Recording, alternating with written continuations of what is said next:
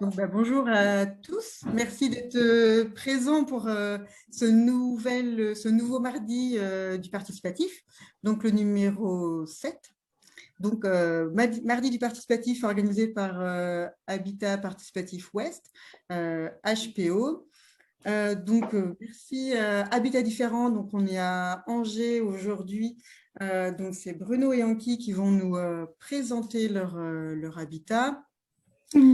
Voilà, donc Habitat depuis 35 ans maintenant, je crois. Et puis, voilà, 17 logements. Voilà, mêlant propriétaires et locataires. Donc, un tout petit mot avant de vous laisser la parole sur les mardis du participatif et HPO. Donc, réseau, peut-être que vous le connaissez quand même bien. Réseau Ouest, donc Bretagne et quelques départements du Pays de la Loire, Loire-Atlantique, Sarthe et Maine-et-Loire. Et on organise quelques événements, dont celui-là. On fait un petit appel pour les prochains. Ou Marie-Vonne, est-ce que je te laisse en parler?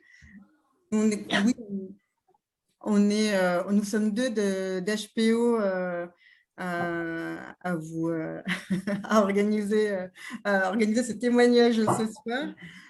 Donc Marie-Vonne qui est du 56, je te laisse faire pour l'appel à témoignage. Voilà, alors voilà, c'est tous les deuxièmes mardis du mois. Et pour le prochain, qui est au mois d'octobre, c'est je crois le 12 octobre, il n'y a pas encore de groupe et il n'y a plus du tout de groupes qui sont inscrits. Vous pouvez, c'est assez simple d'organiser une présentation. Nous, Toit Partagé, on l'a fait en 2 jours, même, enfin en une journée, disons, voilà, pour essayer de voir quel document, etc. Donc, si vous voulez présenter votre projet, vous pouvez tout à fait vous inscrire pour les prochains mardis de l'habitat participatif sur l'agenda du site. Je crois que c'est ça, n'est-ce pas? Donc, de toute manière, je vais envoyer un petit mail à tous les groupes adhérents de HPO pour rappeler et puis bien repréciser comment on fait pour s'inscrire sur l'habitat sur ces sessions. Voilà. Mais c'est assez simple, n'ayez pas peur et c'est très intéressant, même à tous les stades. Quel que soit le stade auquel vous en êtes, l'essentiel c'est que on se retrouve tous éventuellement dans les difficultés et les joies sont différentes selon le stade où on en est et c'est ça aussi qui est intéressant. Voilà. Je vais laisser le lien tout à l'heure dans le chat, vous pourrez vous inscrire directement. Et puis on vous présentera d'autres événements d'HPO tout à l'heure en fin de session. Donc, sans plus attendre, on va laisser la parole à Bruno et Anki pour Habitat Différent. Et merci encore pour votre témoignage. Alors, je vous laisse faire le partage d'écran. Yeah.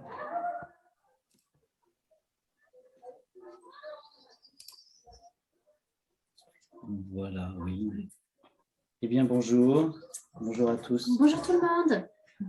Alors, Anki et Bruno, donc chacun va…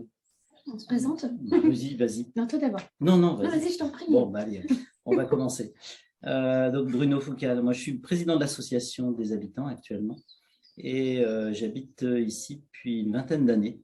Je suis professionnellement architecte et le fait de vivre ici m'a fait découvrir ce mode d'habiter et j'en ai fait un métier puisqu'aujourd'hui je suis également accompagnateur de projets d'habitat participatif. Donc je m'inspire beaucoup de ce qu'on va vous faire visiter virtuellement aujourd'hui. Et puis avec moi, donc pour m'accompagner, une autre habitante. Oui, du coup, Anne-Carole Broerman. Donc moi, je suis sur Habitat Différent depuis 6-7 ans. Et on est arrivé en famille avec les 3 enfants. On a un peu mis les pieds sous la table parce que tout est déjà très bien organisé. Mais du coup, je peux donner un peu mon ressenti un peu plus récent du coup. Voilà. Donc, on va essayer de se partager la présentation. Alors, Marie-Vonne faisait un appel à d'autres témoignages. Alors, effectivement, nous, on va témoigner sur un projet qui a 30 ans. Donc, on a beaucoup de choses à dire. Alors, on va essayer, j'espère, de ne pas être trop long et puis laisser du temps pour les questions.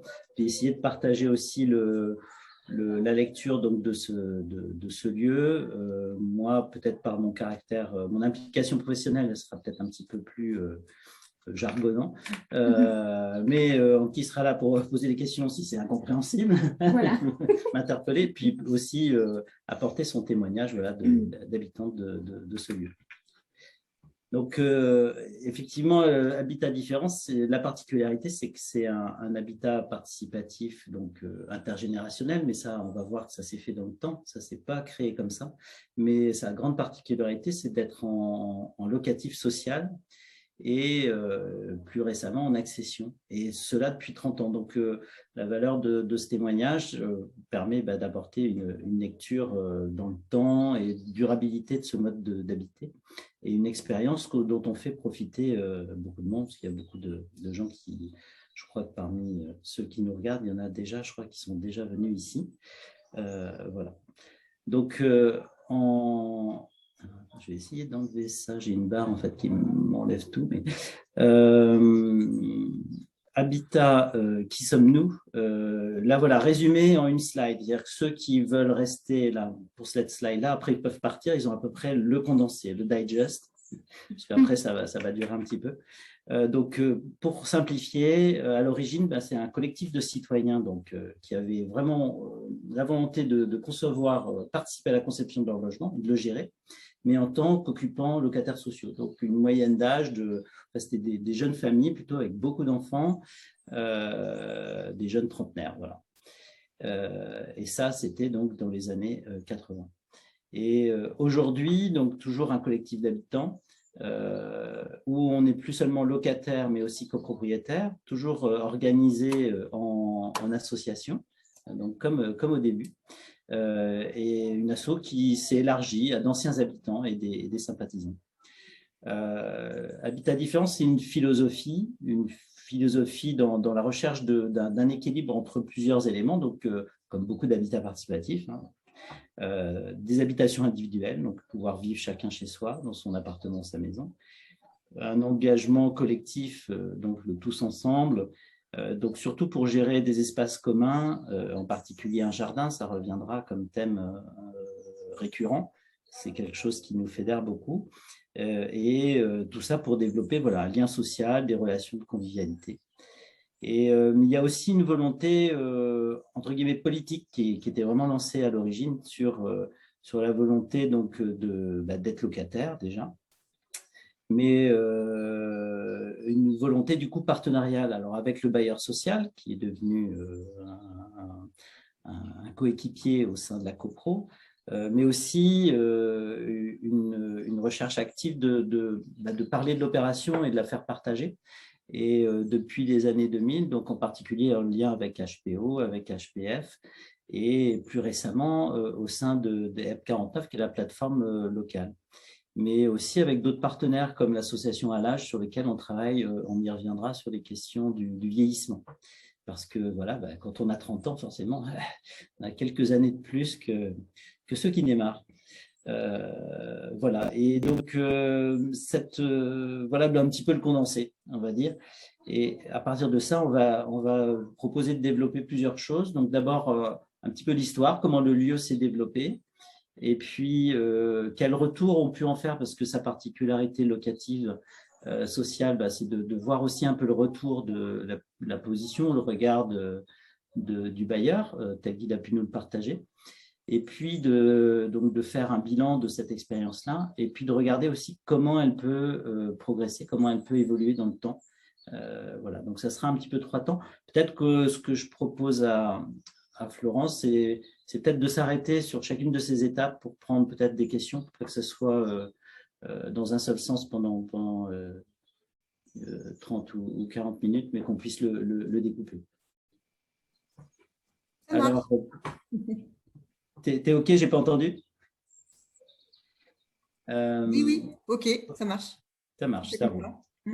Donc, le projet, bon, avant l'intervention du bailleur, parce que la particularité du projet, c'est cette montée, pas en autopromotion, mais en tout cas dans les caractéristiques de l'autopromotion, c'est-à-dire avec une autodétermination de groupes qui étaient au départ deux, qui cherchaient chacun dans leur direction à monter un projet de ce type-là.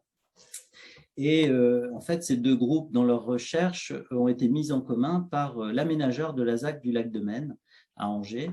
Donc, on voit là, ça c'est le quartier, on a le lac qui est ici, qui est une ancienne sablière transformée en base de loisirs, et on a la cathédrale d'Angers au fond. C'est vraiment à proximité de la ville. C'était une nouvelle zone d'aménagement avec un centre commercial et un parc d'activités, et beaucoup de logements locatifs sociaux aussi, avec des opérations pilotes et aussi des opérations donc, de maisons individuelles. Donc, traditionnelles dans ces années, c'est maisons distribuées par des raquettes et en raquettes, quoi, avec des aires de retournement, de stationnement, beaucoup de goudron. Et puis des quartiers aussi, des opérations pilotes, comme des maisons solaires qui sont juste à côté. Voilà, on les voit ici. Donc, c'est un quartier assez expérimental. Et ce terrain qui est à côté d'un bâtiment qui était protégé au titre des monuments historiques, posait un peu question à l'aménageur parce qu'il était difficile de l'aménager un peu classiquement. Et donc, il a été content de trouver un groupe qui cherchait justement un terrain pour établir son projet. Mais le terrain était un peu grand pour le groupe. Et donc, il a mis en relation ces deux groupes pour faire nombre. Et c'est à partir de ça qu'a été créé et fusionné. Enfin, les deux groupes ont fusionné en l'association pour un habitat différent, vivre ensemble, chacun chez soi. Et voilà, on a quelques photos ici du terrain brut, nu, tel que les premiers habitants sont venus le voir et le visiter. À partir de là, il y a eu un travail de conception collectif qui s'est fait avec un architecte, Jacques Lévy, à qui le groupe d'habitants a dédié une place. C'est vraiment quelqu'un, un type formidable qui s'est vraiment beaucoup investi dans le projet avant d'être rémunéré. Alors, il avait, je crois, la chance d'être à la tête d'une grosse agence d'architecture, ce qui a pu porter ce travail en amont avant qu'il soit pris en charge par le bailleur. Mais il y a eu vraiment un travail militant pour accompagner les habitants. Donc, on le voit ici à travers une étude sur le site, voilà, les cônes de vue, l'ensoleillement, le vent, etc. Et puis, tout un travail au départ sur le plan masse, sur l'organisation des maisons. Donc là, c'est des dessins qui sont faits par les habitants. Et puis des propositions à partir de ça, de l'architecte qui faisait plusieurs propositions d'assemblage des maisons. Et on voit déjà, on reverra tout à l'heure, mais que les choses très rapidement sont focalisées autour de trois noyaux. Voilà, donc on voit l'architecte et sa femme qui sont revenus pour les 30 ans, la fête des 30 ans de l'association, et il est toujours épaté de voir comment le lieu a bien vieilli et surtout la place que le jardin a pu prendre. La conception donc avec les habitants a permis d'aller jusqu'à la réalisation de cette maquette, c'est-à-dire un niveau de plan assez avancé. Là aussi, le fait que l'architecte avait l'habitude de pratiquer le logement social lui a permis de dessiner ça pour que le projet soit acceptable par un bailleur. Donc, à ce niveau de définition du projet, le groupe est parti à la recherche d'un bailleur qui voudrait bien porter le projet pour qu'il puisse en être locataire. Donc, là-dedans, dans le groupe, chacun avait travaillé individuellement sur sa maison. Donc, l'intervention du bailleur, elle se fait donc dans les années en 1984. Alors, il est choisi par le groupe, mais en fait, c'est le seul qui a accepté de partir pour l'aventure.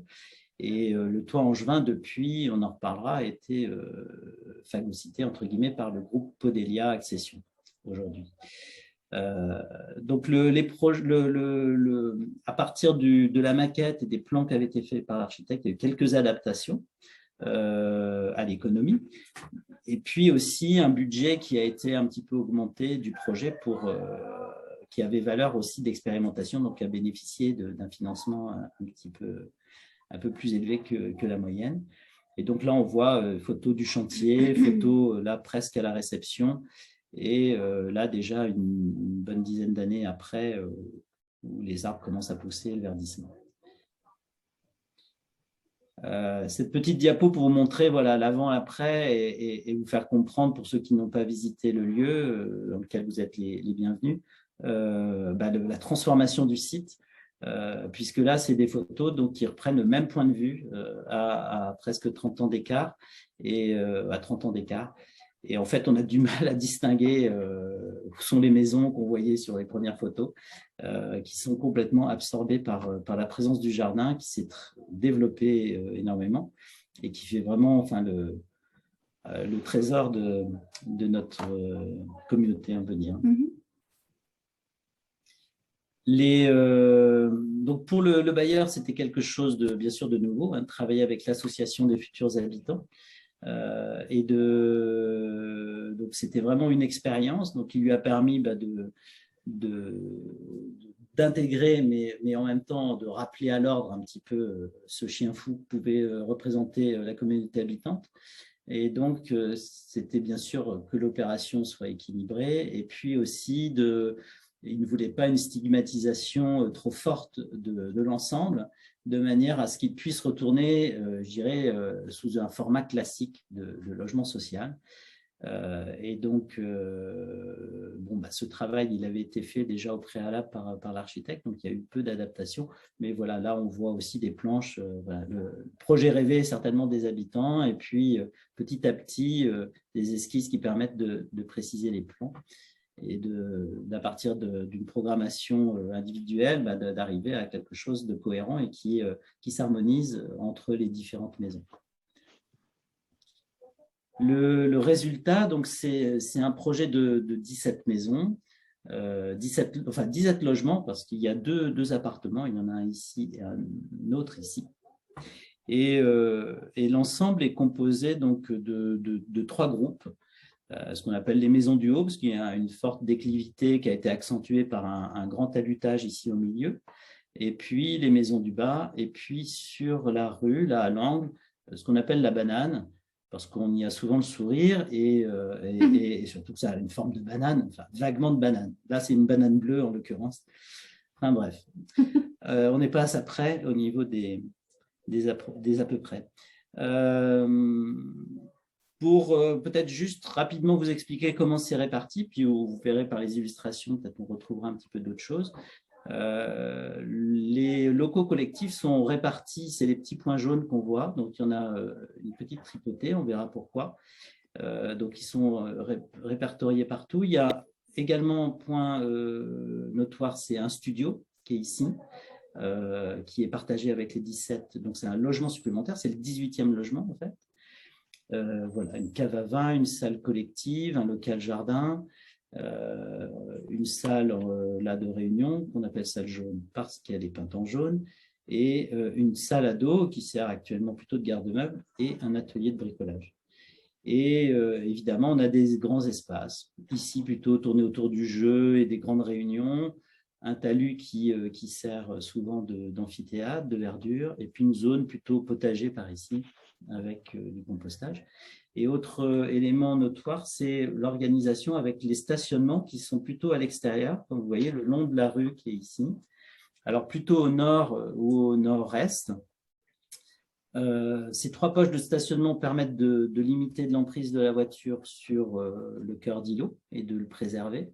Donc c'est toujours un peu la grande surprise quand on voit l'opération de l'extérieur qui est relativement fermée parce que les façades sont au nord et peu ouvertes. Et puis des zones de stationnement. Et dès qu'on pénètre un petit peu, quand on se faufile à l'intérieur, là, c'est la découverte plutôt du grand jardin et des grandes fenêtres qui ouvrent sur cet espace. Donc ça participe à la fois à la protection par rapport à la rue du bruit, donc d'où la fermeture des maisons plutôt au nord et à l'est, Et puis également par rapport à l'orientation, c'est-à-dire une façade relativement fermée sur les mauvaises orientations, enfin les orientations les plus défavorables, et une ouverture plutôt au sud-est, sud-ouest et sud. Et donc ça se conjugue avec la protection phonique par rapport à la route. Voilà pour les grandes lignes d'organisation de ce qu'on appelle un plan de masse. Alors la réversibilité de l'opération, en fait, c'est comme je disais, c'est le bailleur qui avait un petit peu peur, il ne savait pas combien de temps ça allait marcher. Et ce qu'il ne savait pas, c'était qu'on allait durer plus longtemps que lui, puisque le tour Angevin n'existe plus et qu'on existe encore. Donc, petite fierté. Donc 17 logements avec chacun son garage attitré et un logement partagé studio. Donc ça, c'est le programme. Donc c'est des garages fermés, des box. À peu près 1700 mètres carrés de surface habitée sur 6600 mètres carrés de terrain. Donc un terrain bien sûr très grand. Aujourd'hui, on ferait 3 habitats différents presque sur ce terrain-là. Et une densité, justement, à propos de densité, donc de à peu près 380 mètres, suivant ce qu'on compte, par maison, à 270 mètres carrés par logement, si on retire la voirie, le stationnement.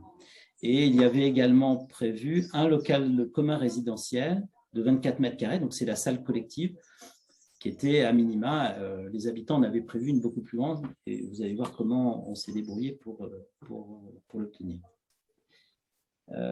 Parce que en fait, la liberté d'appropriation à travers la mise en place d'une convention avec le bailleur social a permis à l'association de s'approprier les garages notamment. Et donc, l'association a fait une répartition entre 9 garages qui sont partagés entre les habitants pour ranger tout le bazar. Donc, ça fait à peu près 6 mètres carrés par logement. On peut, voilà, ça sert de grenier garage, quoi, mais plus pour y mettre le stationnement. Alors, heureusement, on est dans un quartier où il n'y a pas de pression par rapport au stationnement. Hein. C'est souvent, enfin, actuellement, ce n'est plus le cas dans les ZAC qu'on peut voir. Mais à l'époque, voilà, la ZAC était un peu créée à l'américaine, donc il y a beaucoup de place. Et du coup, le reste des garages, donc les 8 autres, sont mutualisés au service des communs. Et donc, c'est là qu'on trouve la salle collective, jardinage, bricolage, etc. Donc, on a ici la salle collective, un petit four à pain à côté, voilà ce qu'on y fait, la cave à vin. Vous voyez que les étagères ne sont pas fermées et largement ouvertes à l'envie de tous les voisins qui se retiennent, d'y piocher. Là, voilà, c'est des garages qui sont partagés avec des séances des fois de range-garage ou de lave-garage commune.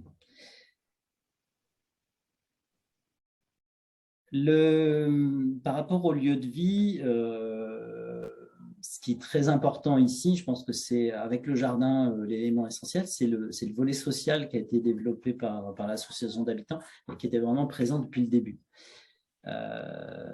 Plus que l'architecture bioclimatique, plus que voilà, tous ces éléments-là entraient en ligne de compte, mais il y avait vraiment l'idée de faire un lieu partagé.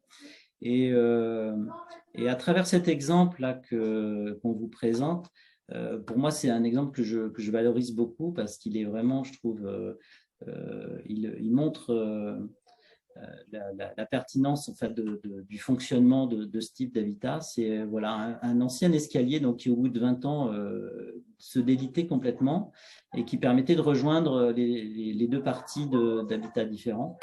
Et le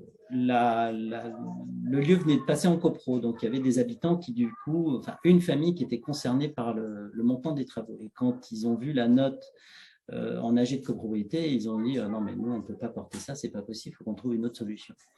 Et alors que le bailleur voulait juste le remettre en état à l'identique. Et les habitants sont mobilisés donc autour de ce projet-là, et ça a été vraiment très fédérateur, pour à la fois dessiner un escalier plus sympa que de refaire exactement celui qui était fait, qui n'était pas terrible, donc un truc beaucoup plus souple, avec des paliers, etc., pour plus facile à monter. Avec l'aide aussi d'entreprises de réinsertion ou de chantiers de formation qui sont venus ponctuellement faire le béton, des petits éléments comme ça qu'on n'était pas en mesure de faire, dont on n'avait pas les compétences. l'achat en direct par les habitants du bois, par exemple. Le terrassement aussi, ça a été fait directement par les habitants. Et donc, tout ça voilà, a fait travailler le groupe, donc a fédéré vraiment une dynamique interne et jusqu'aux plantations. Et bien sûr, tout ça finit par une inauguration avec le tapis rose qui était déroulé sur l'escalier.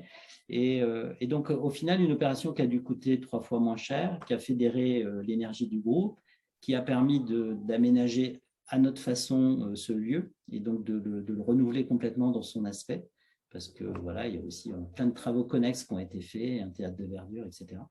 Et donc une valorisation de ce patrimoine social.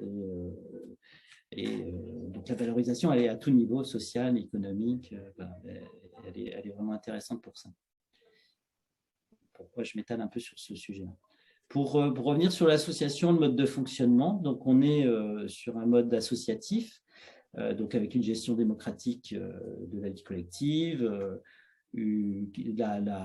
L'asso gère l'organisation puis le maintien de la dynamique et l'animation sociale du lieu.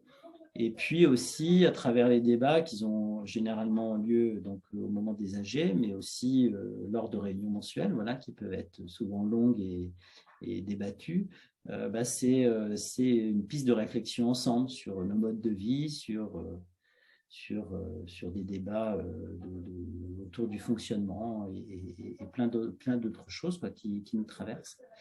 On est organisé ou plus ou moins désorganisé, on va dire, en commissions, avec des commissions intermittentes.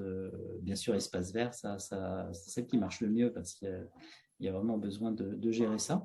Mais la diffusion aussi, donc, qui nous fait intervenir voilà, auprès d'HPO, auprès d'autres visiteurs ou pour témoigner en France. Et puis aussi un lien avec le quartier.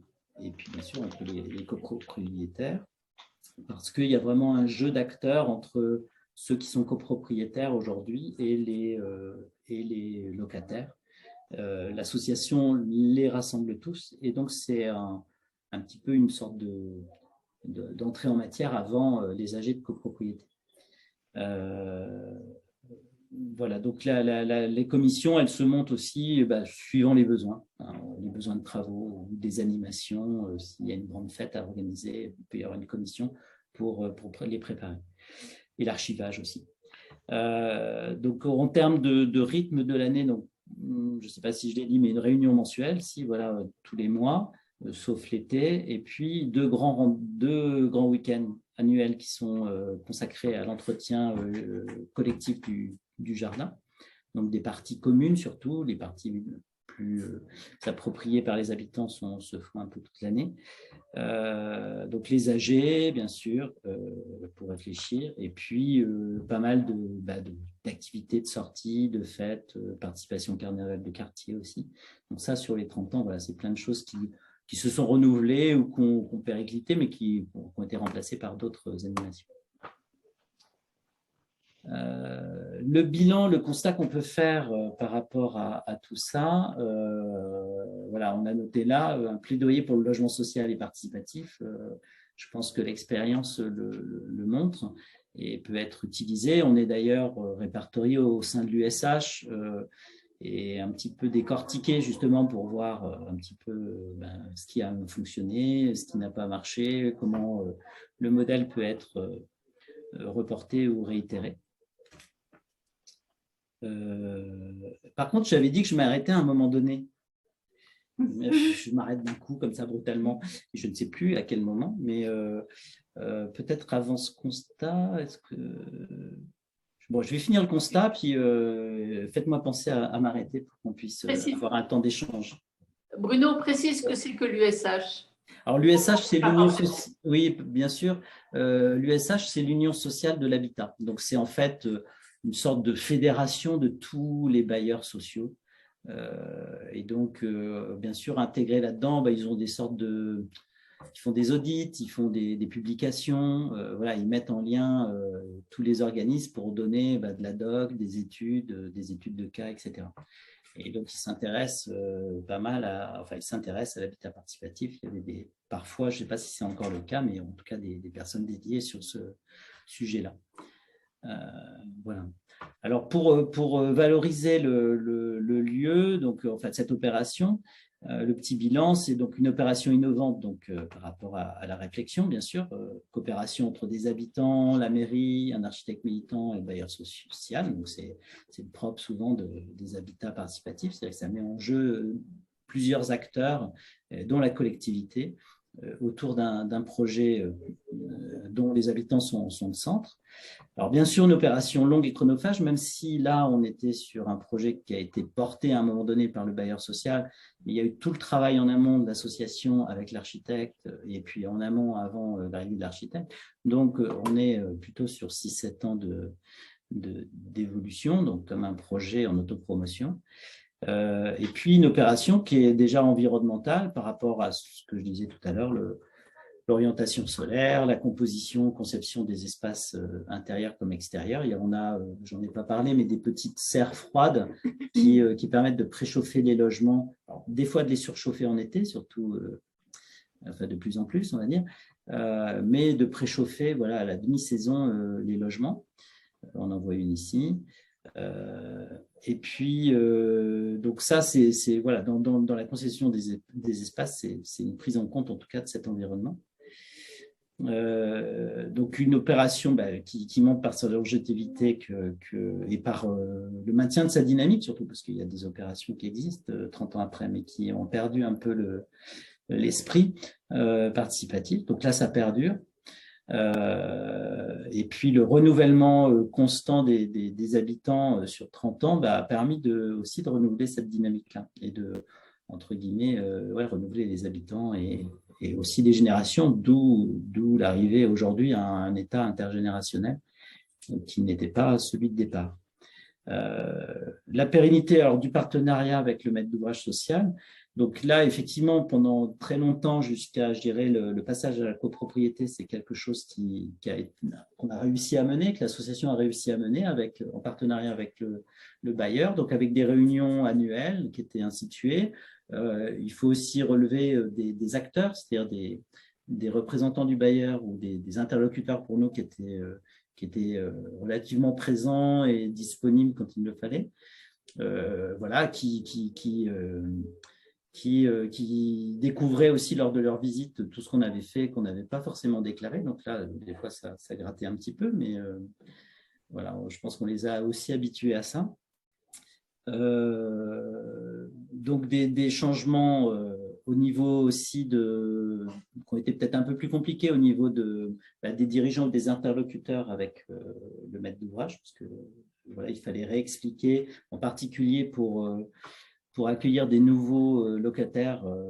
La difficulté, c'était d'expliquer à chaque fois à ceux qui géraient ça au sein de l'office comment fonctionnait l'habitat et les particularités pour que les futurs locataires soient préparés. Voilà, il y a aussi le passage, donc bien sûr, à la copropriété qui a été mené de concert avec le bailleur, qui est toujours donc copropriétaire de plusieurs logements locatifs. Voilà, donc on a su s'adapter à tout ça, à travailler en collaboration et à travers la gestion de la copropriété qui se fait, donc, comme je disais un peu tout à l'heure, à plusieurs étages. Par exemple, avant une AG, il peut y avoir des points qui sont vus au niveau de l'Assemblée des habitants pour en parler. Et il y a aussi une préparation des AG de copropriété dans une commission en fait, constituée de copropriétaires qui se mettent d'accord avant l'AG de copropriété dans laquelle intervient le bailleur. Donc, on a vraiment plusieurs étages comme ça de concertation avant de prendre des décisions et d'acter ce qui a pu être décidé. Ce qui peut être relevé aussi, c'est la gestion responsable de l'association. Donc, vis-à-vis, j'en parlais tout à l'heure, de la réglementation, des attributions de logement, parce que c'est quelque chose qui, en 30 ans, a beaucoup évolué. C'est beaucoup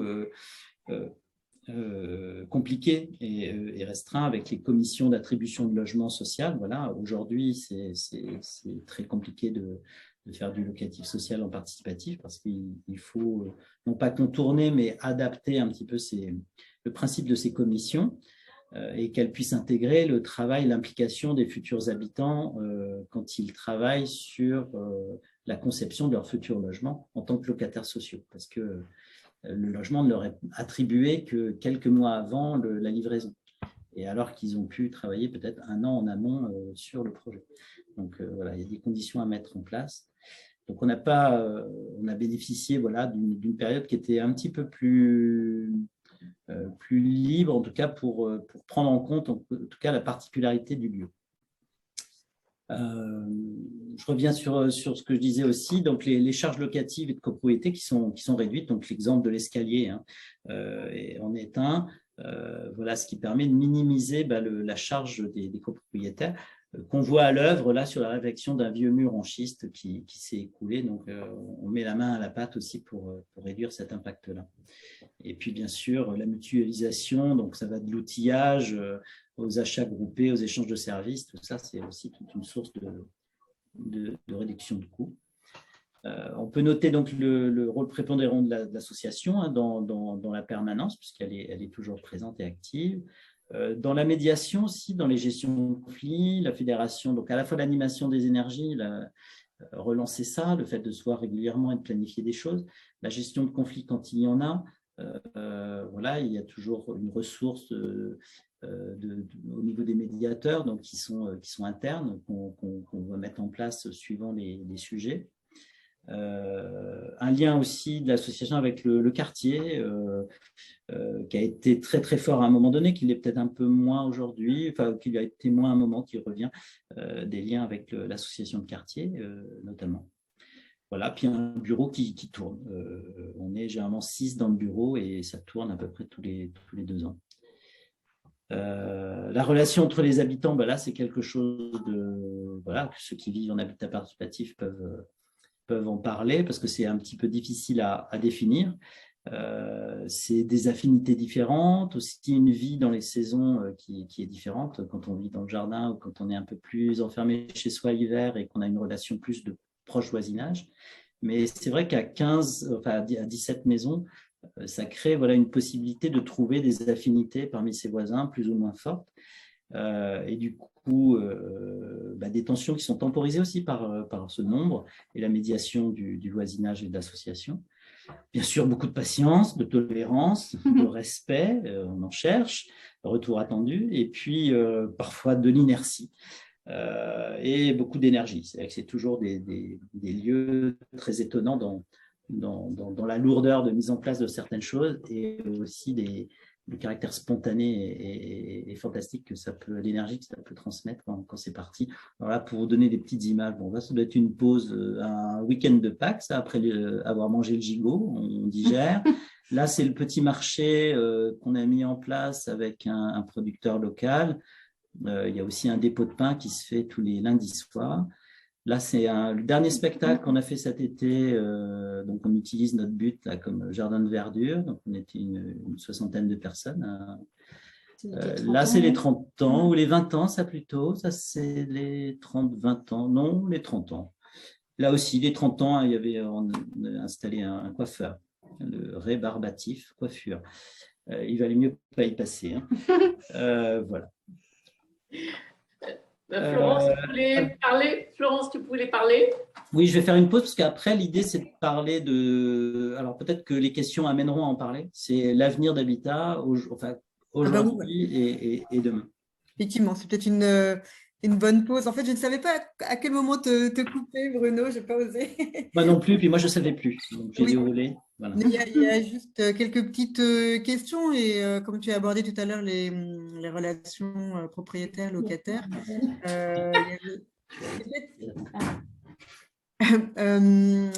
peut-être Marie-Yvonne, je crois que c'est toi qui as posé ces questions-là autour des… Enfin, il y a eu pas mal de réponses autour des locataires propriétaires. Je sais pas si oui, Bruno a répondu juste après que j'ai posé la question. Donc, oui, les relations entre locataires et propriétaires, donc c'est au sein de l'association, si j'ai bien compris. que Oui, ça se alors, passe. Voilà. on peut développer peut-être juste un petit peu, je ne sais pas si Anki, toi, Les relations entre locataires et propriétaires. L'idée, surtout, c'est de… Je ne fais pas de différence moi, entre locataire et propriétaire. Alors, voilà, ça, Voilà, c'est qu'une parole. En termes d'habitants, il n'y a pas de différence. Et au sein de l'association non plus, même si des fois les propriétaires disent que voilà, quand ils se réunissent entre eux, ils fument du cigare et ils mangent du homard, mais c'est juste pour narguer les autres. Mais en réalité, non. Mais par contre, il y a vraiment moi j'insiste là-dessus, sur un cercle vertueux, c'est-à-dire que les copropriétaires sont bien sûr en charge au sein de la copropriété de l'entretien des lieux qui commencent à vieillir. Et donc, c'est leur bien, donc ils essayent d'y faire attention. Et en même temps, l'ensemble des habitants, c'est aussi de la main-d'œuvre. Donc, il y a vraiment un accord qui se fait sur les projets Oui, d'accord. entre, par exemple, l'achat de matériel qui va se faire via la copro, financé par la copro, donc acheté par les copropriétaires, dont le bailleur social, et puis une mise en œuvre, quand c'est possible, par l'ensemble des habitants, copropriétaires comme locataires, sachant que tout le monde le fait pour l'association. Donc, c'est ça qui est intéressant, c'est que du coup, tout le monde est gagnant là-dedans, parce que les travaux permettent à l'association d'améliorer certaines choses, comme le studio, par exemple. Voilà, on va faire des travaux. Alors, il y a une partie qui va être faite par des professionnels, mais il y en a une autre qui sera faite par les habitants. Mais le tout financé par la co. Et il y avait la proportion de locataires aujourd'hui par rapport aux propriétaires? Elle diminue. Alors justement, là, après, j'ai des choses un peu slide très marrantes.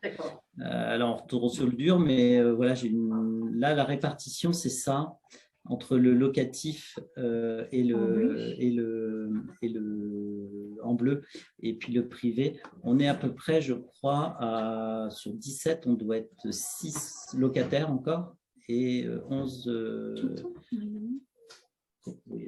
copropriétaires, je ne sais plus. Enfin, on est dans une proportion où, en tout cas, les Il y a 12 propriétaires. Ah bah tiens, Geneviève, qui est là, c'est bien à l'écoute. Je vous présente Geneviève, qui est à l'origine du projet, une pionnière.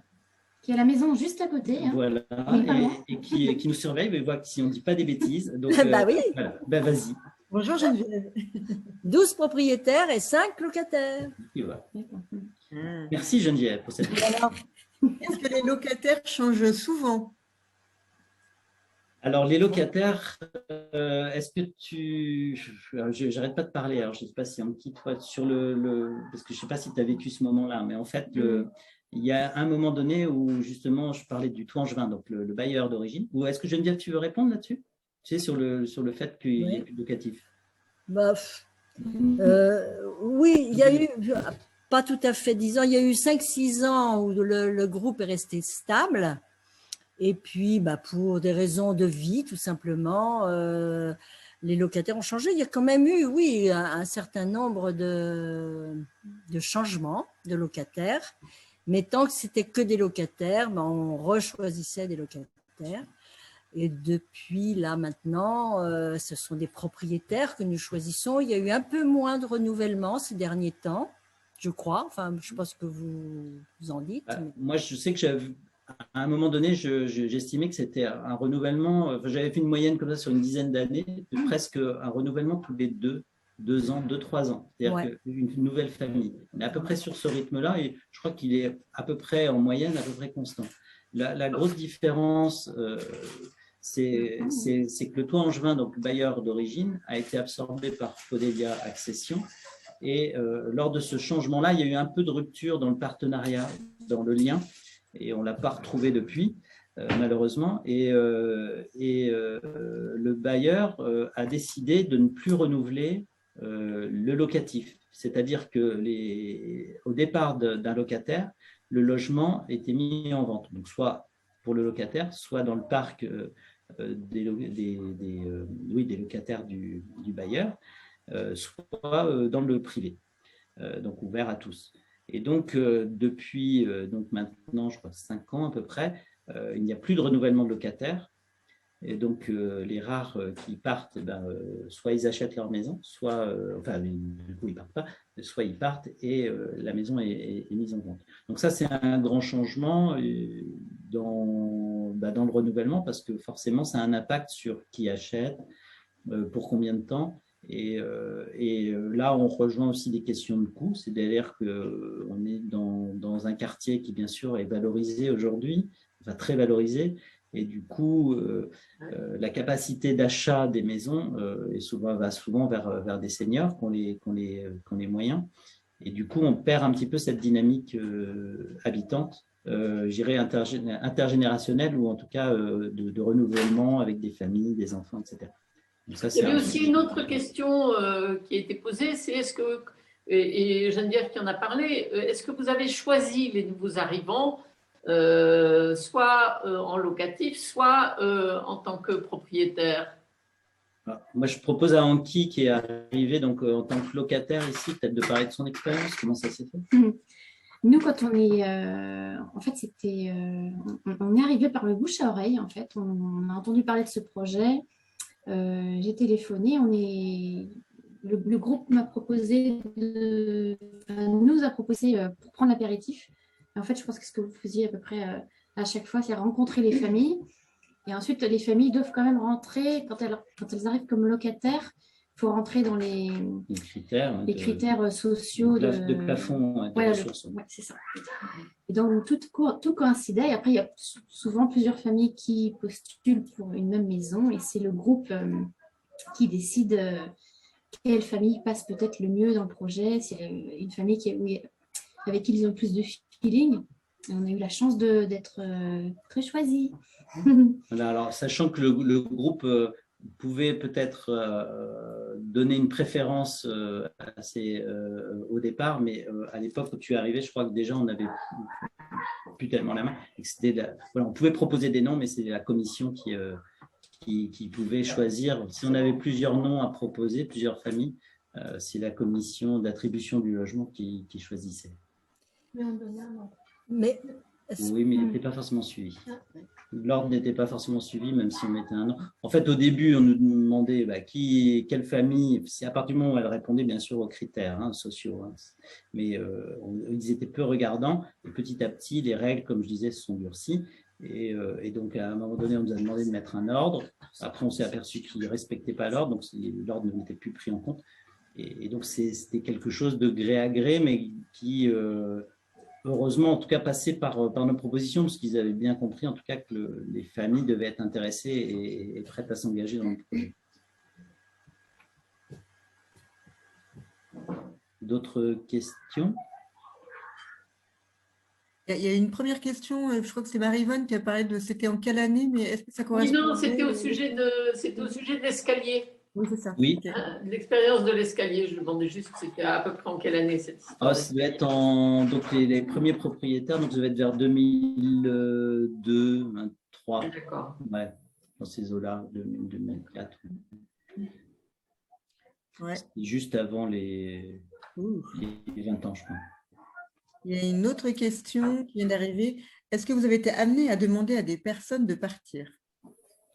Oui, alors, en fait, il y a eu plusieurs cas il y a eu un cas, par exemple, d'une famille qui s'est isolée au sein du lieu, qui n'entrait plus en contact, qui ne participait plus, qui ne voulait plus que ses enfants jouent avec les autres enfants, etc., qui s'est un peu enfermé dans la végétation, on va dire, parce qu'il n'y a pas de clôture.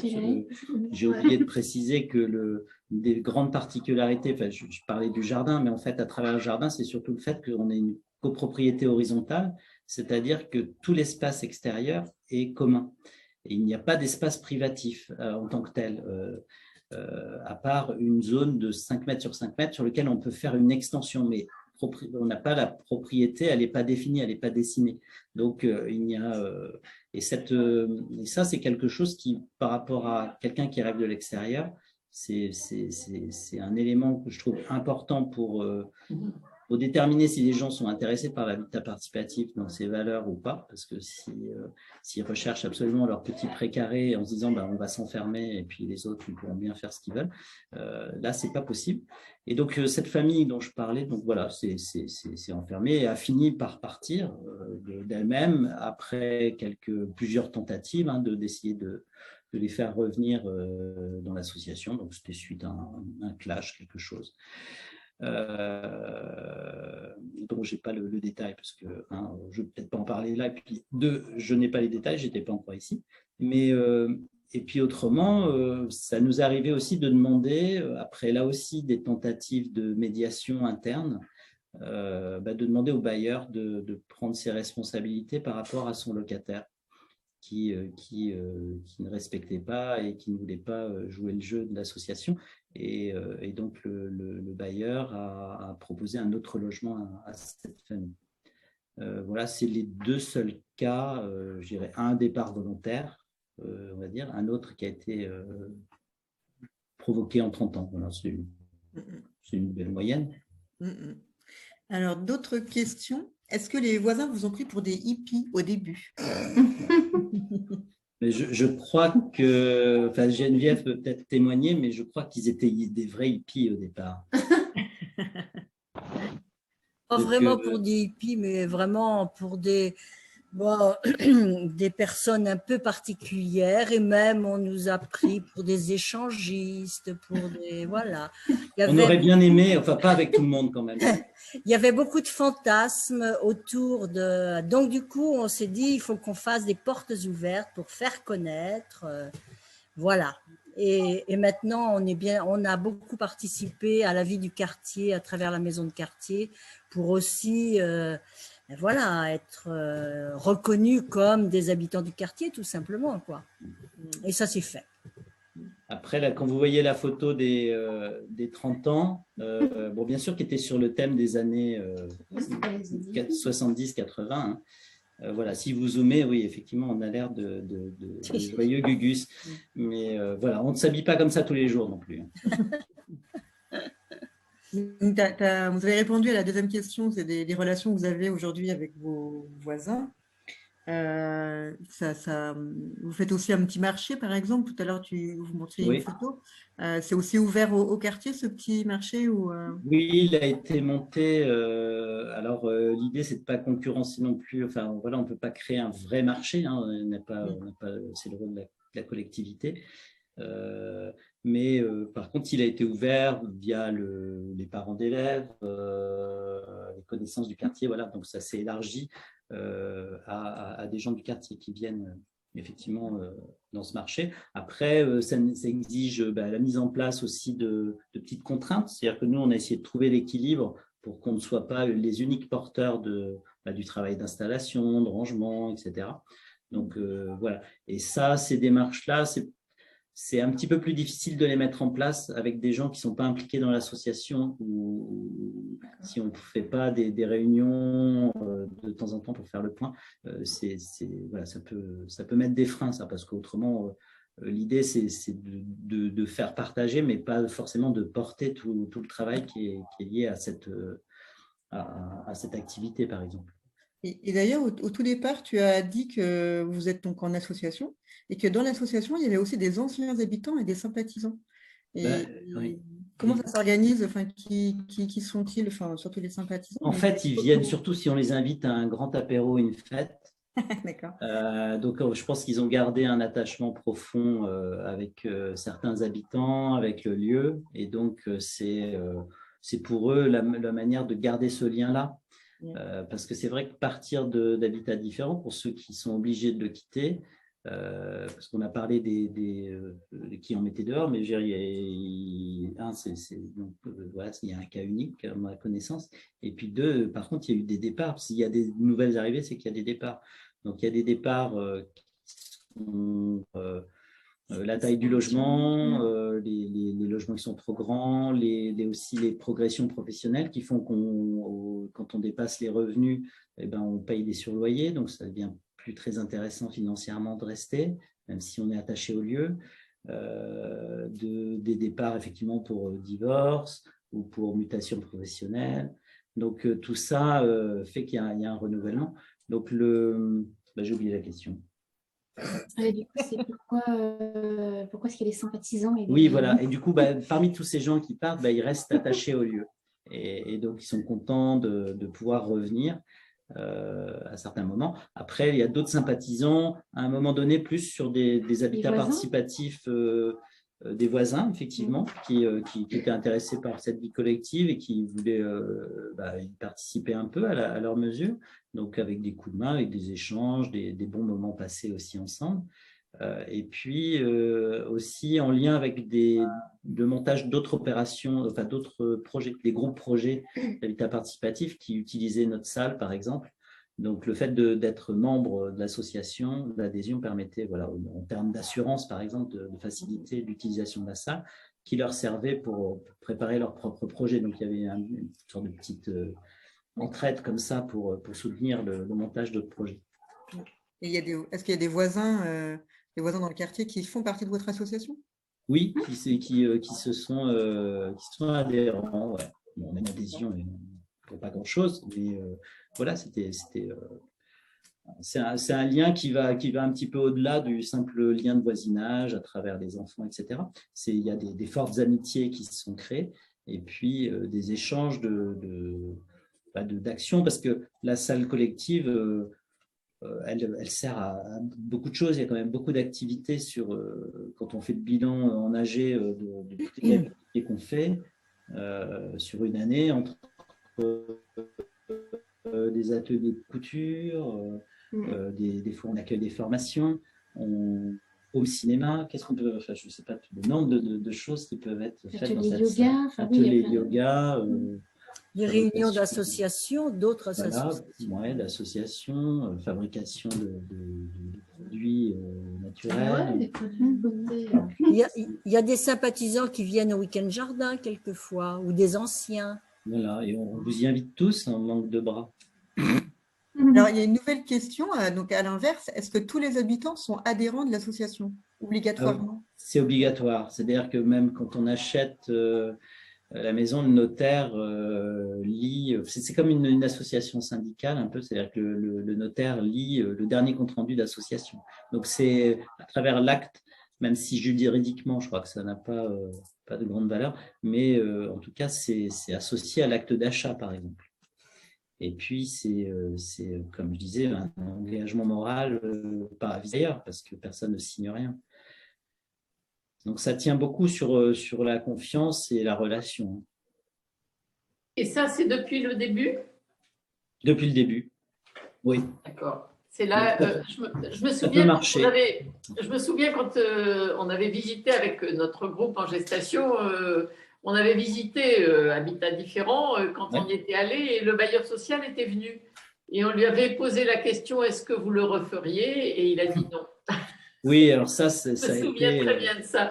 Alors, en même temps, c'est faux parce que plus directement le temps en juin, parce que ça n'existe pas, mais ça n'existe plus par contre. Mais Podelia a fait deux autres opérations, dont une en cours, dont une que j'accompagne. Donc, ça veut dire que voilà, finalement. Ouais. Mais c'est vrai qu'à l'époque, mais en fait, ils biaisaient un peu.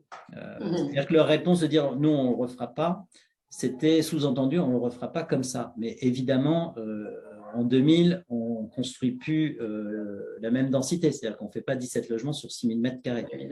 À Angers, voilà, dans un quartier comme ça, comme je vous disais, on fait le double ou le triple. Donc, voilà. Mais après, je veux dire, franchement, il y a même des moments où on ne savait pas, nous, quand aller chercher un immeuble, une résidence ou quoi que ce soit HLM, où il y a toujours des référents. Maintenant, l'entretien des paliers, etc., ne se fait plus par les habitants, c'est des équipes extérieures. Nous, en fait, quand on a un vrai problème et qu'on veut le voir avec le bailleur, on ne le trouvait pas. On savait, personne n'avait le numéro du référent, on ne savait même pas qui était référent. Donc, quand on appelait, c'était un peu « Ah bon, il y a Habitat Différent, mais non, vous n'êtes pas chez le Toit Angevin. » Enfin, voilà, c'était un petit peu le Spoutnik, quoi. Donc, je pense que d'un certain côté, voilà, je ne sais pas ce que ça a coûté aux bailleurs, mais par rapport à la pérennité, l'entretien des lieux, etc., c'est plutôt valorisé. Et comme je parlais de l'USH, voilà, c'est des choses, la production d'habitat, alors c'est sûr que c'est beaucoup en accession sociale, est très forte en France. Enfin, en tout cas, c'est ce qui, en habitat participatif, c'est la majorité. Alors, pas en locatif, c'est encore autre chose. Mais il y a encore, en tout cas, ça se fait, le locatif social. C'est une portion congrue, mais ça se fait. Ce qui ne se fait peut-être plus, c'est la participation des habitants à la constitution de la ZAC. Nous, on avait demandé à Lorient à participer, Oui. à participer à la constitution de la ZAC et donner un petit peu notre avis et donner des idées, et ça avait toujours été refusé. Oui, alors que pourtant les ZAC sont de plus en plus ouvertes à la concertation, publique en général, alors pas forcément pour un groupe, mais plutôt en général, quoi, la population, dans des démarches un peu de concertation, mais qui sont voilà, qui restent limitées hein, dans les possibilités, les marges de manœuvre, mais c'est déjà mieux que rien. Est-ce que je vous propose de continuer sur les perspectives? Oui, s'il n'y a plus d'autres questions, on peut. Pas d'autres questions là. Donc, alors, là, ce qu'on peut développer, c'était justement les questions de renouvellement. Donc, comme je disais, c'est la fin de la vocation première de l'habitat social, puisqu'il n'y a plus de renouvellement des logements sociaux. Et du coup, on se retrouve avec des maisons qui sont aussi, une autre nouveauté, c'est des maisons qui sont vendues directement de gré à gré, de privé à privé. C'est-à-dire que les premiers propriétaires, au bout ils n'ont pas le droit de vendre pendant un certain nombre d'années, ou alors ils ont je crois des contraintes financières autour de ça. Mais après ce délai-là, ils peuvent vendre. Donc c'est arrivé. Et du coup, là, voilà, c'est le renouvellement de la question du renouvellement des habitants, à qui sont vendues ces maisons. Donc, il y a la nécessité, et c'est ce qu'on essaye de mettre en place, c'est-à-dire que le propriétaire vendeur s'associe avec les habitants pour faire visiter son logement, par exemple. Donc, il peut, par exemple, faire visiter son logement, et puis l'association prend en charge la visite du lieu pour parler de tout ce qui… Je mets mes mains devant l'écran, pour parler de tout ce qui fait vivre l'association, comment on fonctionne. Donc, ça permet de croiser ces deux regards pour que les futurs propriétaires soient bien, comprennent un peu mieux dans quoi ils mettent les pieds. Et ça, c'est suivant la bonne volonté du vendeur. Donc, là aussi, quand c'est en bon terme, c'est mieux que si c'est en mauvais terme que le départ se fait. Voilà. Et puis, une des grosses questions aussi sur laquelle on est, c'est le vieillissement. Parce que, comme je disais au départ, donc on est parti sur plutôt une génération de trentenaires, avec ou sans enfants, mais avec pas mal d'enfants, des grandes maisons, du coup, qui ont été programmées. Vous voyez, les types 3, 4, 5, 6, 7, voilà, ils sont beaucoup de T5 et des types 6 et des types 7. Donc, c'est vraiment des très grands logements. Et ça, cumulé avec le vieillissement de la population, avec ceux les plus anciens qui étaient là depuis le début, leurs enfants ont fini par partir. Ils se sont retrouvés dans des grandes maisons. Le jardin, il a pris beaucoup d'ampleur et le travail sur le jardin d'entretien est devenu aussi plus lourd, plus exigeant. Et donc, on est arrivé à des conjonctions comme ça de dire j'ai mal au genou, j'arrive pas à entretenir, qu'est-ce que je fous là? Et puis en même temps, j'occupe une grande maison, alors qu'il y a des familles qui seraient sûrement mieux à ma place d'une certaine manière, mais en même temps, j'ai bien envie de rester. Donc, il y a eu un groupe comme ça de pionniers du lieu qui se sont posés la question à un moment donné de créer un autre habitat participatif plus dédié senior. Et ils n'ont pas trouvé chaussures à leurs pieds, ou les projets ne sont pas montés. Et puis en même temps, à travers les échanges qu'on a pu avoir avec eux, on s'est rendu compte qu'il y avait autre chose que de faire des travaux de force à partager, et qu'il y avait plein d'autres choses qui pouvaient être partagées, et qu'on partageait, comme autour des enfants notamment, et qu'ils avaient bien sûr toute leur place ici. Et du coup, c'est posé aussi la question, enfin, l'intérêt qu'on a vu, nous, c'est qu'on était arrivé à un stade d'intergénérationnalité où, comme vous voyez sur le graphique, hein, on n'est pas au boulot, mais les petits graphiques comme ça permettent de voir en fait une sorte d'homogénéité des tranches d'âge, mais avec quand même un pourcentage voilà, de personnes plus âgées qui augmente. Et donc, on s'est dit, en fait, pour maintenir cet équilibre-là, qui nous paraissait assez vertueux, comment on peut faire? Et donc, je ne sais pas si c'est sur la slide suivante, mais l'idée, ça a été de trouver, de mettre en place des solutions, à la fois donc, qui vont dans plusieurs directions. Ça va être l'adaptation des logements, parce que les logements n'ont pas été conçus à l'époque, en tout cas, les normes de l'époque n'imposaient pas les normes de PMR, qu'on appelle PMR, donc pour personnes handicapées ou à mobilité réduite. Et donc, il y a un travail à faire là-dessus. Il y a le fait aussi de trouver beaucoup de familles donc de retraités ont trouvé à louer leur maison, une partie de leur maison pour avoir un complément de revenus, pour financer les études des grands, etc. Donc ça apporte effectivement une jeunesse dans l'habitat, mais qui est étudiante et qui est rarement très impliquée dans la vie groupe, à part quelques cas.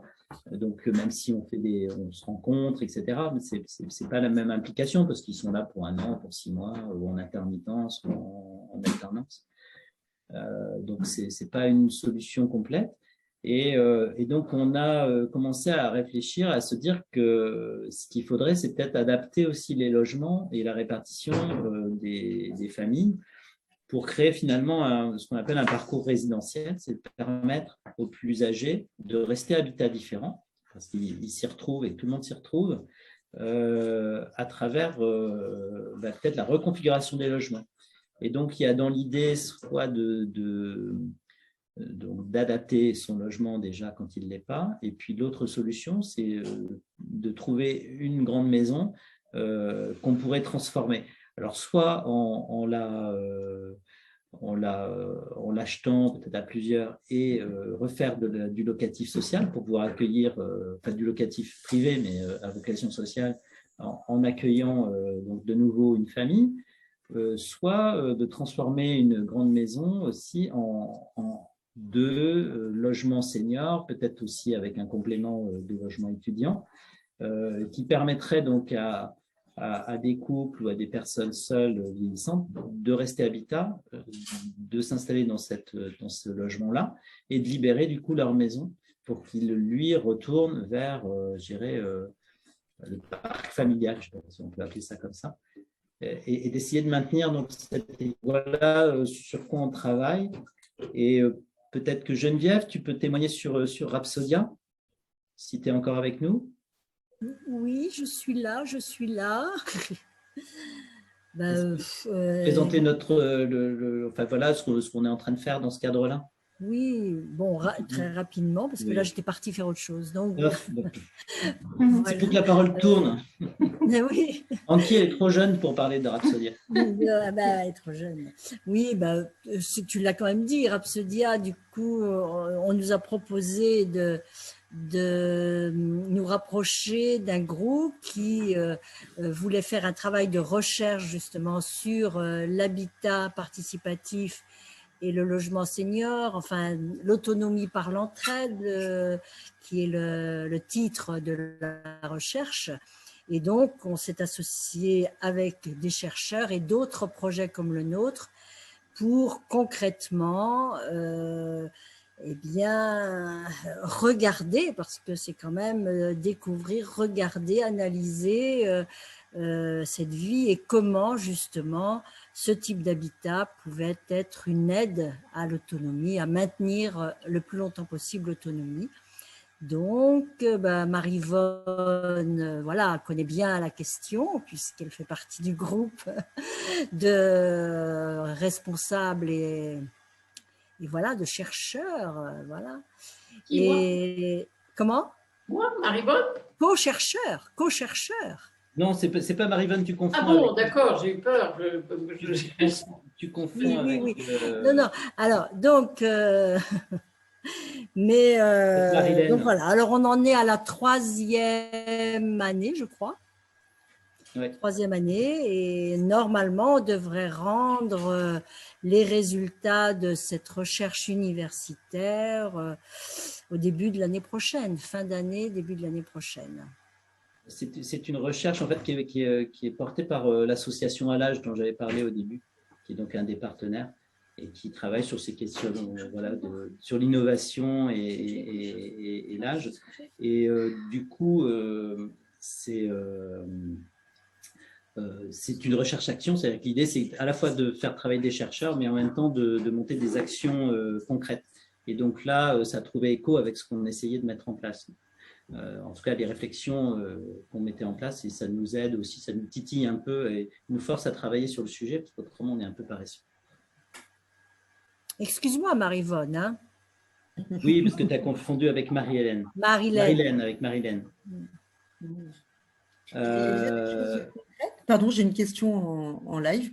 Il y a déjà des choses concrètes à Habitat Différent en lien avec des nouveaux aménagements PMR ou Non. Concrètement, il n'y a rien pour l'instant, parce que là, c'est plutôt de la phase opérationnelle et on n'est pas encore là-dedans. On est à la fois dans la réflexion, mais qui n'est pas très concrétisé encore sur qu'est-ce qu'on fait, quel montage aussi juridique et financier on peut monter. Et on est aussi en réflexion sur la place du groupe par rapport à cette entraide. C'est-à-dire qu'est-ce que le groupe est prêt à faire, jusqu'où il peut aller dans l'entraide autour du vieillissement. Donc c'est un engagement. Alors pour l'instant, c'était beaucoup travaillé en commission. On a monté une commission qui s'appelle Habitat Décadent pour garder un petit peu d'humour. Et du coup, il y a beaucoup des seniors d'habitat qui sont plutôt investis dedans. Et là, depuis peu, en fait, depuis la fin de l'année dernière, avant l'été, on a ouvert ça vraiment, cette réflexion-là à l'ensemble du groupe pour qu'elle soit plus partagée, qu'on puisse travailler sur vraiment un projet d'association ou un projet d'habitant. Donc dans ce groupe Rhapsodia, il y a plusieurs habitants, c'est intergénérationnel aussi en fait, c'est ça? Oui, mais c'est quand même essentiellement ceux qui se sentent les plus concernés et qui ont du temps aussi à consacrer à ce genre de questionnement et de travail. Ceci dit, ce serait vraiment bien qu'on partage les résultats de cette étude au sein de l'habitat participatif, parce que ce sont vraiment des questions et qui devraient aussi intéresser les jeunes dans l'habitat participatif. Jusqu'où ils peuvent aller dans la solidarité par rapport à une personne qui est en perte d'autonomie et je pense que ça, c'est vraiment quelque chose auquel tous les groupes devraient s'intéresser vraiment de près. Complètement. C'est prévu. Hein. Alors, oui, le partage est bien sûr prévu, mais c'est vrai que c'est vraiment une question, là aussi, d'avancée de l'habitat participatif qui est très sollicité par les retraités et parce qu'il apporte plein de réponses. Et du coup, des fois, il y a pas des tensions, mais soit c'est des regroupements, des projets exclusivement, en tout cas, de personnes seniors et plus. Et autrement, il peut y avoir aussi des tensions dans les équilibres de groupe entre les différentes générations. Donc, c'est vraiment une question là, qui peut être des fois un peu tabou, mais qu'il faut effectivement, sur laquelle il faut avancer et qui peut être une source aussi d'avancée pour l'habitat participatif en général, en tout cas. Est-ce que du coup vous avez terminé votre présentation? Là, voilà, c'est la dernière page avec nos bonnes bouilles en plus gros. Vous pouvez voir nos jolis costumes. Ah oui. Alors, encore, je vois qu'il n'y a pas de questions. Donc, s'il y a des personnes qui veulent prendre la parole directement, mettre leur caméra, allez-y. Preneur. Si vous avez des réflexions sur le vieillissement, justement, voilà, des choses à partager aussi. Je veux bien dire quelque chose. Oui, c'est déjà surtout bravo et merci. C'est super intéressant de voir de la durée.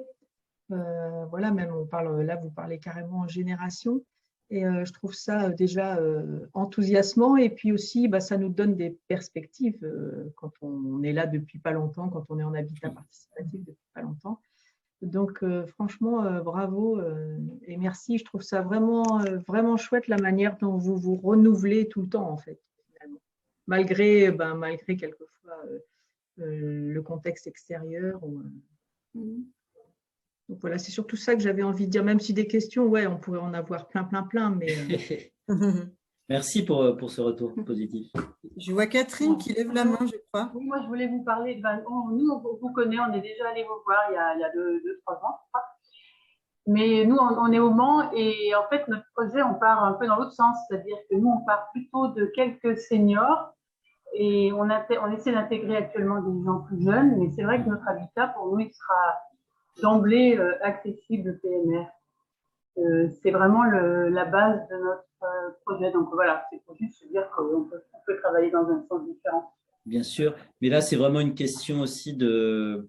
alors après, il y a accessibilité et accessibilité, c'est-à-dire que les normes ont évolué, c'est-à-dire qu'aujourd'hui, on ne peut plus faire de logements qui ne soient pas adaptés, en tout cas à pas mal de handicap ou en tout cas qui aide à l'autonomie. Mais après, le sujet vraiment de l'autonomie dans son logement, dans les déplacements, etc., va au-delà de la réglementation. Donc, c'est effectivement, en tout cas, bien de le prendre en compte, mais pour tous, de se projeter, parce qu'effectivement, quand on est jeune et qu'on se projette dans un logement, on n'a pas forcément une attention à tout ça.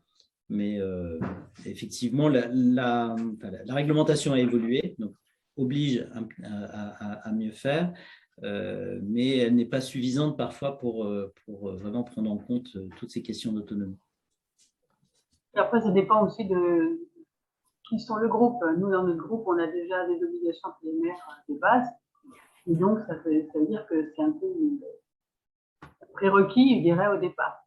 Et donc, oui. quel que soit… Et nous, ce qu'on pense, c'est que les logements, quels qu'ils soient, permettent d'être… tout le monde peut loger. Il vaut mieux que le logement soit mieux adapté et comme ça, tout le monde peut y aller. On peut aller aussi chez les uns. Moi, j'avais aussi beaucoup apprécié… quand on avait vu qu'à Dole de Bretagne, ils faisaient très attention à ce que tout le monde puisse aller partout, que tout le monde puisse aller chez tout le monde.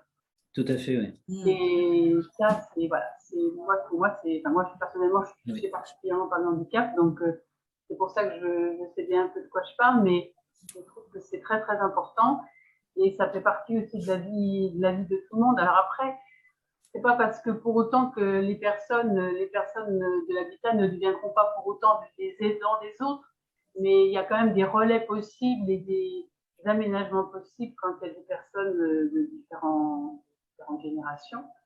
Et quand on part directement sur ce sujet-là, je trouve que c'est… en tout cas, nous, on part vraiment dans cet état d'esprit et je pense que c'est une autre vision des choses. Voilà. Bien sûr. Et c'est bien de le faire. Voilà, oui, ça dépend mais c'est tout à fait logique. C'est bien que c'est plus facile, moi, il me semble, pour nous, ce sera plus facile de se poser la question maintenant, parce que de toute façon, on va construire, parce que nous, on fera une construction, et on va construire avec cet état d'esprit-là. Donc, après, parce que modifier les logements, c'est toujours possible, mais c'est vrai que c'est quand on peut le faire au départ. Voilà, il faut mieux le prendre en compte au départ et comme disais. Parce qu'après, quand c'est que de l'architecture, c'est pas très compliqué en fait. Après, le vivre ensemble, c'est autre chose. Mais je veux dire, si déjà l'architecture n'est pas un obstacle, le nombre de personnes âgées qui se retrouvent à ne plus pouvoir sortir de chez elles, ou ne plus pouvoir y rentrer, voilà, c'est assez courant quand même. Donc, si on peut éviter ça, c'est bien. Ça permet de rester effectivement plus longtemps chez soi et vraiment de façon tout à fait cohérente. Et pour moi, l'habitat participatif, c'est un gros avantage par rapport à l'isolement des personnes âgées. Parce que souvent, les personnes âgées elles se retrouvent dans des logements où elles ne peuvent plus, elles ont peu de contact parce qu'en fait, leur logement fait qu'elles ont des difficultés de sortie et tout ça. Donc, en fait, alors que là, ça reste un groupe de gens qui acceptent cette vision des choses, quoi. Je pense que c'est pas du tout le même état d'esprit. Donc, voilà. À mon avis, l'habitat participatif correspond vraiment très très bien à une forme qui est très adaptée à tous les âges de la vie et permet effectivement d'envisager d'être beaucoup plus longtemps chez soi. Plus longtemps, mais pas jusqu'au bout. Jusqu'à quand? Voilà. Jusqu'à quand, voilà, on sait. Voilà. Donc ça, c'est une question vraiment que les groupes doivent se poser. Voilà. D'où la recherche sur Rhapsodia, elle est vraiment axée là-dessus. Voilà. Jusqu'à quand? On s'est posé la question jusqu'au compostage, je ne sais plus comment on appelle ça, mais humain. Compostage humain. L'humusation. L'humusation. Donc voilà, on a poussé le bouchon. Bon, on le fait un peu par provocation, hein, mais le jour où ça se présentera, on rigolera moins. Parce que il me semble que la question, c'est que l'habitat participatif, il faut vraiment effectivement être en mesure de participer. À partir du moment où on n'est plus en mesure de participer, il y a des questions à se poser quand même. Et c'est tout ce cadre-là, et c'est difficile même pour un groupe un peu vieillissant de se poser ces questions.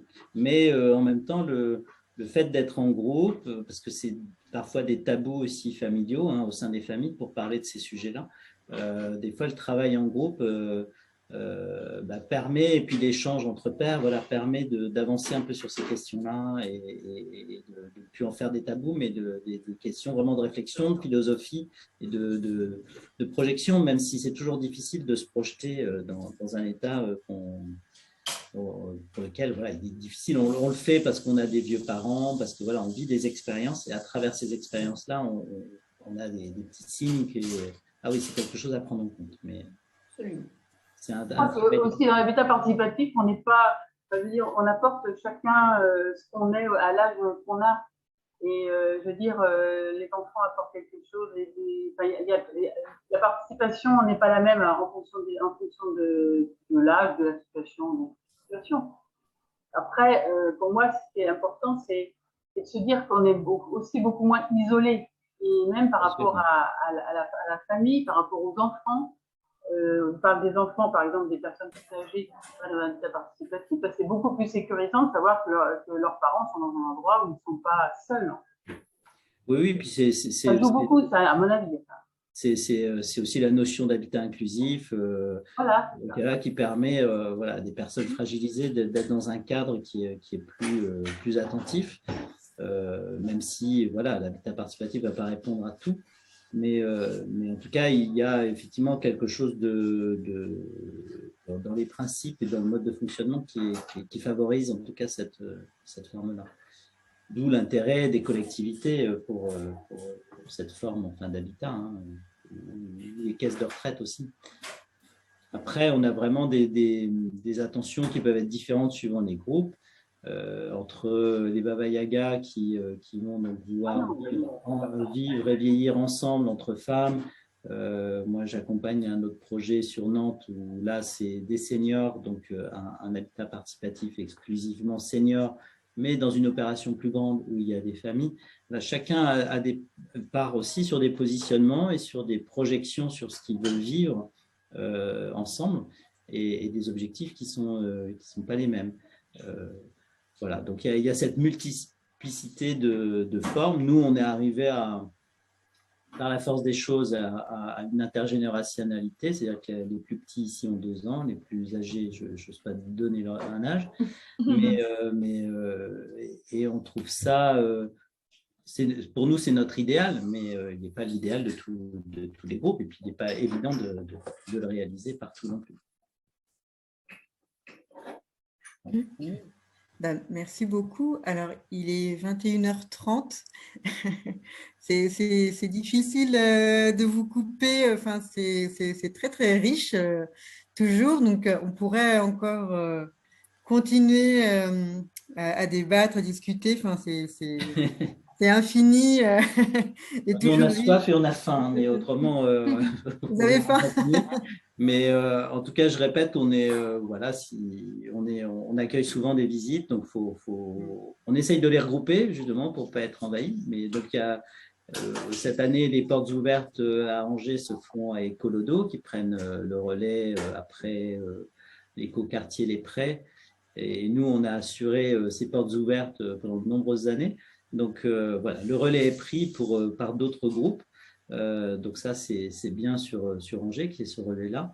Mais voilà, on reste encore ouvert à des visites. À partir du moment où on peut les organiser et les regrouper. Le principe qu'on met en place, c'est justement d'associer plusieurs groupes, des fois ensemble, pour faire une seule visite et permettre aussi des échanges intergroupes, c'est-à-dire non seulement des échanges avec les habitants qui vivent sur place, mais aussi entre les groupes. Donc ça permet un petit peu de faire foisonner les idées. Et puis aussi pour information, il va y avoir une exposition là, qui va démarrer fin du mois là, aux rues Repères urbains à Angers, un lieu d'expo où 2 photographes ont gagné une bourse pour développer un projet photographique qu'ils ont choisi de faire autour de l'habitat participatif, donc c'est suffisamment rare pour être signalé. Ils ont fait des reportages photographiques sur justement Écolodo, donc à Angers, Écoquartier des Prés et Habitat différent. Et donc c'est une expo qui va durer jusqu'à la fin de l'année, que vous pourrez voir juste à côté du musée des Beaux-Arts à Angers. Merci beaucoup pour toutes ces informations et l'information sur Angers en particulier. Merci beaucoup pour toute votre richesse, votre expérience, votre accueil. C'est toujours réjouissant et réjouissant d'aller vous visiter aussi. Alors tout à l'heure, tu m'as lancé la perche, tu as fait de bonnes perches avec les JPO. Alors je vais juste terminer peut-être cette séance par l'agenda HPO comme on avait dit au tout départ. Tu as eu la transition un peu. Transition, exactement, mais oui, tu es très fort. Donc, vous savez, le mois de septembre et octobre, on va dire, parce qu'effectivement, Écolodo, c'est le 3 octobre. Donc, septembre-octobre, c'est les journées de portes ouvertes européennes. Bon, vous connaissez l'adresse de la carte sur le site web, soit HPO ou HPF. Là, vous avez tous les événements. Et puis, HPO quand même fait aussi une petite formation découverte sur l'habitat participatif, donc une série de webinaires. Donc, c'est peut-être bien la première fois qu'ils le font, je sais pas, mais donc voilà, c'est un peu ce contexte sanitaire qui a impulsé ça, mais c'est plutôt pas mal du tout. Donc, c'est fait par l'Époque et par Écohabitant, donc deux organismes d'accompagnateurs qui font ces webinaires. Donc, le premier, il aurait dû être ce jeudi-là, mais il a été reporté. Donc, le premier, il est destiné aux collectivités, justement. Donc, collectivités et agents, les équipes municipales. Voilà, donc c'est 2 séances. Donc, elles ont été reportées au 9 et 16 novembre. Donc, je vais vous mettre dans le chat le lien vers l'agenda. Voilà. N'hésitez pas à contacter les élus de vos communes ou les élus autour de l'existence de ce webinaire. C'est important de le faire. Voilà. Oui. Si je puis me permettre, connaissant les structures Écohabitant et puis l'Époque, ça va être vraiment très intéressant. Et effectivement, c'est vraiment tourné vers les collectivités. Donc, si vous êtes des groupes projets et que vous avez besoin du soutien des collectivités qui vous intéressent dans la recherche d'un terrain, ou si vous avez déjà identifié un terrain, vous êtes vraiment encouragé à leur transmettre l'information. C'est pas un investissement, mais c'est en coût. Je crois que c'est 50 € l'inscription. Mais par contre, c'est vraiment très intéressant pour élaguer et comprendre un petit peu les enjeux de l'habitat participatif quand on est à la tête d'une collectivité locale. Un élu, ouais. Alors, et donc, il y a la deuxième série de webinaires. Donc là, c'est 4 dates. Donc là, c'est destiné au grand public. Donc là, si vous êtes effectivement aussi un groupe d'habitants ou vous êtes juste en émergence ou vous découvrez le monde de l'habitat participatif, ça, c'est fait pour vous. Et donc là, ça commence le 22 septembre. La deuxième séance, c'est le 29 septembre, ensuite le 6 octobre et ensuite le 13 octobre. Alors, c'est la deuxième série de formation. Il y en a déjà eu une au printemps dernier, au mois de juin dernier, je crois, et qui a été vraiment extrêmement suivie et appréciée. Donc, c'est très intéressant. Ouais, d'où ce renouvellement là, à cette rentrée. Donc voilà, faut vraiment pas hésiter et c'est pas très onéreux, il me semble. Voilà. Si le Covid nous a apporté quelque chose de positif, c'est ça, c'est tous ces webinaires qui permettent à beaucoup plus d'élargir un petit peu la connaissance de ces sujets ou de là, comme des présentations comme ce soir et d'autres qui ont été faites avant. Donc merci à HPO en tout cas d'avoir de mettre tout ça en place. Ouais. C'est super. Ouais, on remercie les accompagnateurs parce que vraiment, ils sont force de proposition aussi sur des événements comme ça. Donc voilà, donc septembre-octobre, une rentrée très riche entre des visites, des webinaires et voilà, et plein d'échanges partout dans l'Ouest. Voilà, donc je vais arrêter l'enregistrement. Voilà. Alors.